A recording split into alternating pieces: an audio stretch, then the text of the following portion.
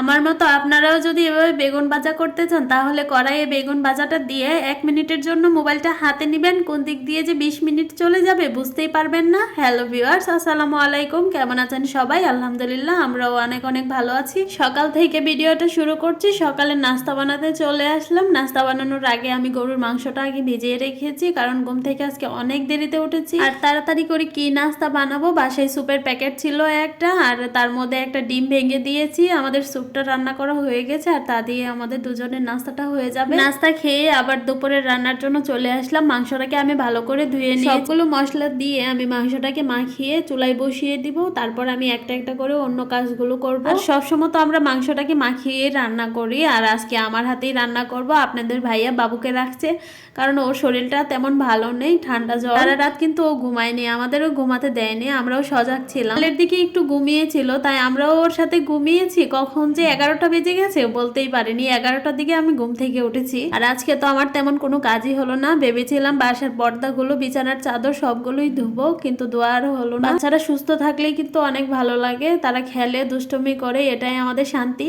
তবে আমার ছেলেটা অসুস্থ, দোয়া করবেন সবাই যাতে তাড়াতাড়ি সুস্থ হয়ে যায়। এখানে বেগুন ভাজাটা বসিয়ে আমি 1 মিনিটের জন্য মোবাইলটা হাতে নিয়েছিলাম, আর কোন দিকে যে 15 মিনিট হয়ে গেল আমি বুঝতেই পারিনি। আর এদিকে বেগুন ভাজাটাও একটু নিচ দিয়ে লেগে গেছে, সমস্যা নেই, খাওয়া যাবে। আর পোলাওর সাথে কিন্তু ইলিশ মাছ আর বেগুন ভাজা খেতে অনেক ভালো লাগে। আমি সব সময় যখন পোলাও রান্না করি, বেগুন ভাজা ইলিশ মাছ যদি বাসায় থাকে আমি রান্না করি। বেগুন ভাজা আমার খুব পছন্দ, খিচুড়ি, গরম ভাত সবকিছুর সাথে কিন্তু খেতে দারুণ লাগে। আর এখন আমি পোলাওটা রান্না করছি। পোলাও রান্নায় আমি পেঁয়াজ ব্যবহার করি না, পেঁয়াজ ছাড়া পোলাও রান্না করি। চাউল ভাজার সময় তেলের মধ্যে একটা তেজপাতা আর একটা দারুচিনি দিয়েছিলাম, এতে কিন্তু পোলাওয়ের মধ্যে খুব দারুণ একটা ফ্লেভার আসে। আর যখন আমি পানি দিয়েছিলাম তখন 1 চামচের মতো পেঁয়াজ বাটা দিয়েছিলাম, আর তাতেই হয়ে যাবে। পোলাওটাকে আমি এখন দমে রেখে দিয়েছি। আর ভিতরে কিন্তু আপনাদের ভাইয়া নামাজে চলে গেছে, আর ছেলেটাও ঘুমাচ্ছে, যাওয়ার সময় আর কি ঘুম পাড়িয়ে গেছে, তাই আমি কাজগুলো করতে পারছি। আর যেসব জিনিসগুলো ব্যবহার করা হয়েছে তার সবগুলোই আমি ধুয়ে নিচ্ছি।